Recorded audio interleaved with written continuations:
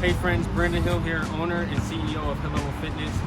Today I'm going to show you an instructional video on how to train a basketball player that's in its off season, but he's preparing for the off season. And I'm going to be the athlete because that's what I'm doing. I'm preparing for entering into some type of tournaments or any type of recreational play in the fall season. Currently, COVID is going on, so I wasn't able to get into the gyms, but we get creative, we go outside, we still gotta go the extra mile for our clients. So I'm gonna show you in this video how, what exercises to do and just how that can transfer into the overall performance of a basketball athlete. Now, today is a plyo day, so we're gonna do a lot of plyometrics. We did some agility drills, we did some hurdle drills, we did some stability drills.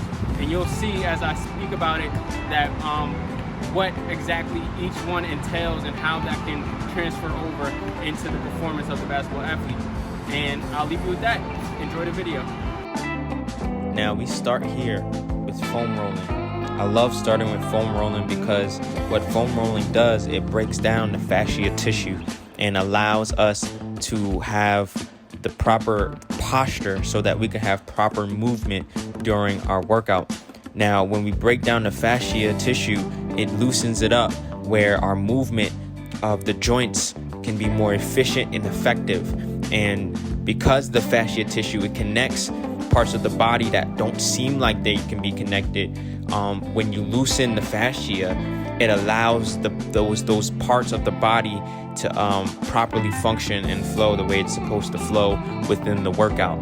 So that's why I love starting with foam rolling before anything, because it gets me prepared for my warm-up, it gets me prepared for the workout and whatever it is that we're going to be doing today. Also, what foam rolling does, it gets your blood flowing and it also aids in preventing injury. So you want to focus on those muscles that are tight and loosen them up before you work out. After foam rolling, we go into a dynamic warm-up. Now here's where I'll be doing some stretches while moving.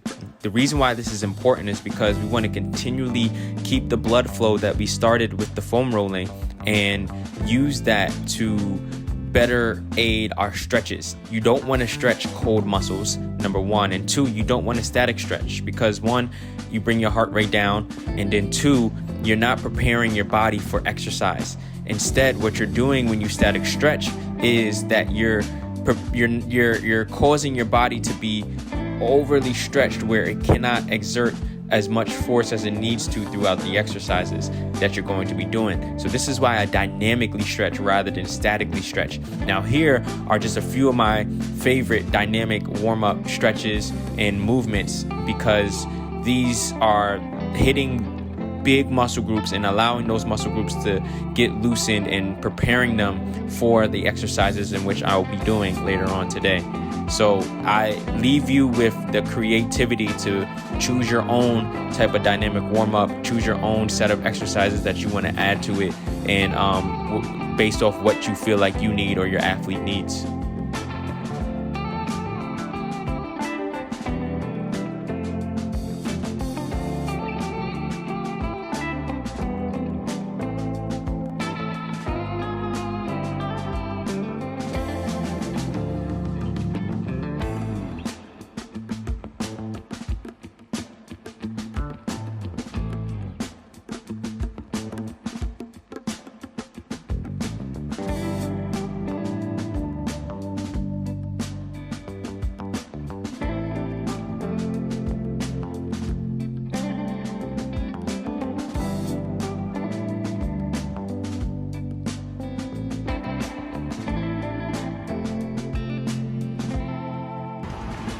Now friends, one important thing that you need to remember when you're training athletes of any sort, you never want to sacrifice their skills.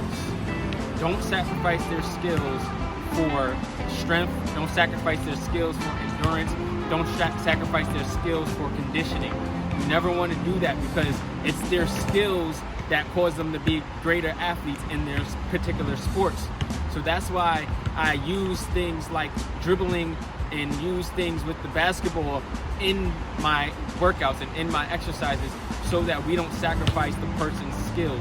because it's how you use the strength, it's how you use the conditioning, and it's how you use the power exercises and transfer that into the skills on the court or on the field based off of what sport it is, to be able to perform at peak levels.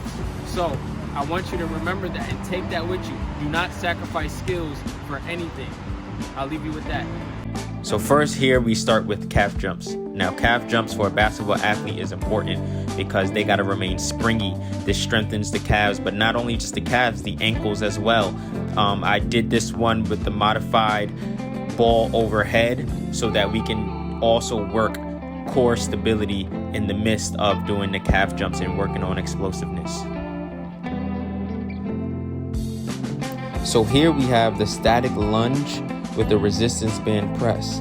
Now what this focuses on is the activation of the glute and the hamstring while in the static position, while also working on the stability of my core and pelvis area as I perform the resistance band press with my upper body limbs.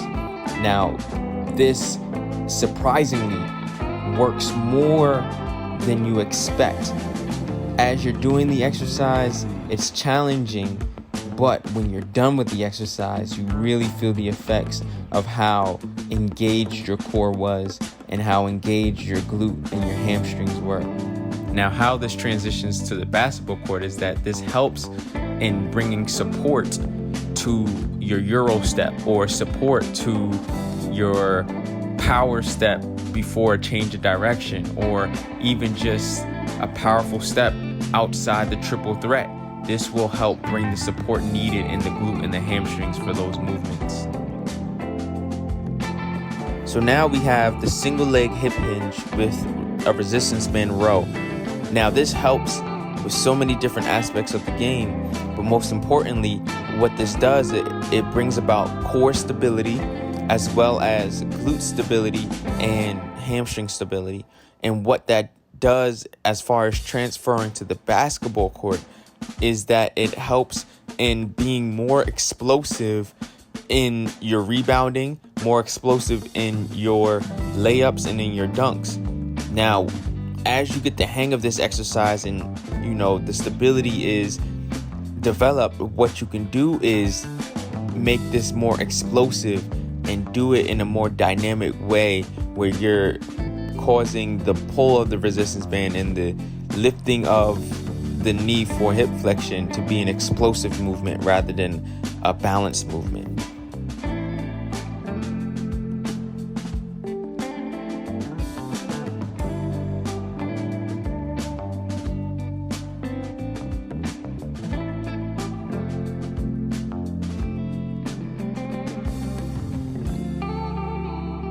Here we have hurdle hops where I did both double leg and single leg, and I used the basketball as a prop, one overhead and then one with it by your chest. Now with these, it's similar to calf jumps, but except you got to be more explosive.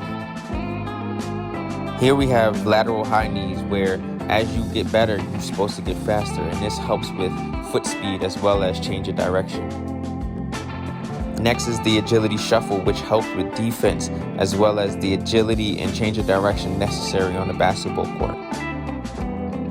The agility crossover is mainly for my guards and helps with change of direction while dribbling the basketball. This will improve basketball skills. Agility hurdle hops helps with landing mechanics, explosiveness, and change of direction as well.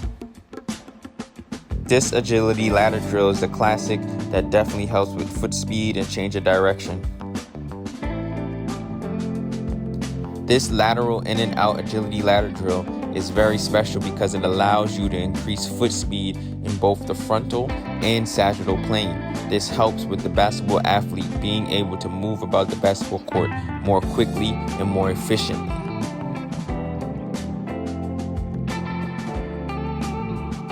The dribble sidestep is a skilled movement. As you get better with this, you'll see yourself being able to be more explosive, but also you'll see your improvements in your ball handling skills. This helps with a jab step, change of direction, or that explosive step that you're taking to go and make your move to the basketball hoop. This is another agility drill that's a classic that works with foot speed, agility, change of direction. This one is great.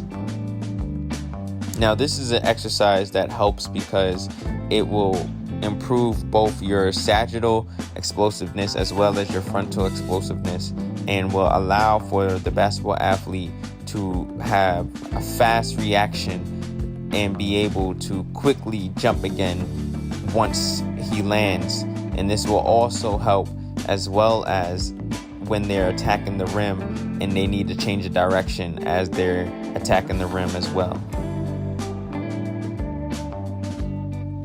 The stability hold, I do this for now about like 30 seconds. You can go all the way up into a minute, but this is a good one where it improves stability. One of my favorite sayings is proximal stability increases distal mobility.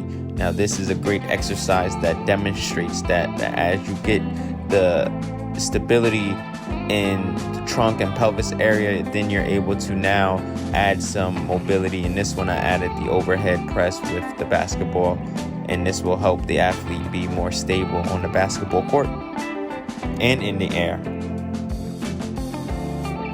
The glute bridge stability leg curl is one of my favorite core exercises.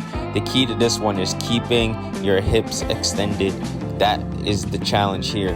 But as you do that, you get to improve your core strength, you get to improve your glute strength, you get to improve your hamstring strength, and all of this translates onto the basketball court in a great way where it helps prevent injury, it helps prevent lower back pain, it even helps improve power performance on the basketball court.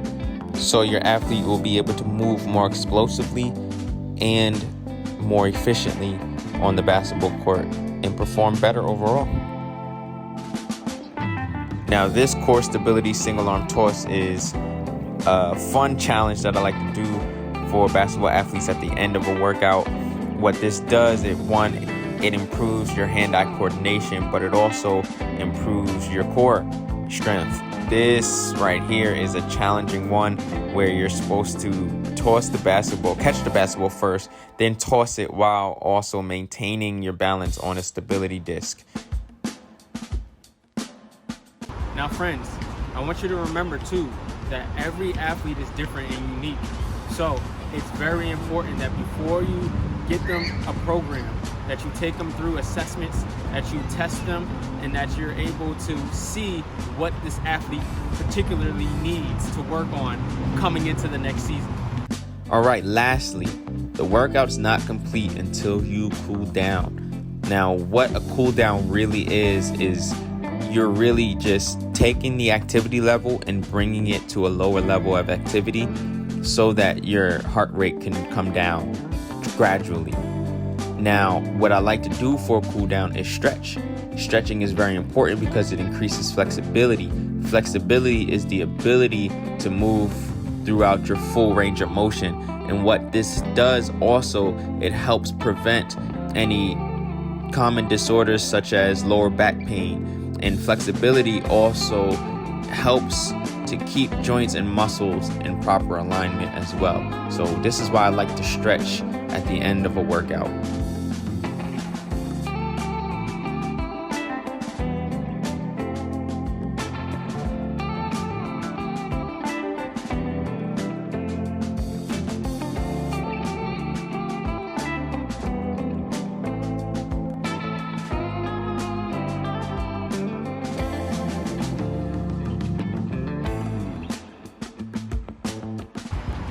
Hey friends, I hope you enjoyed that video.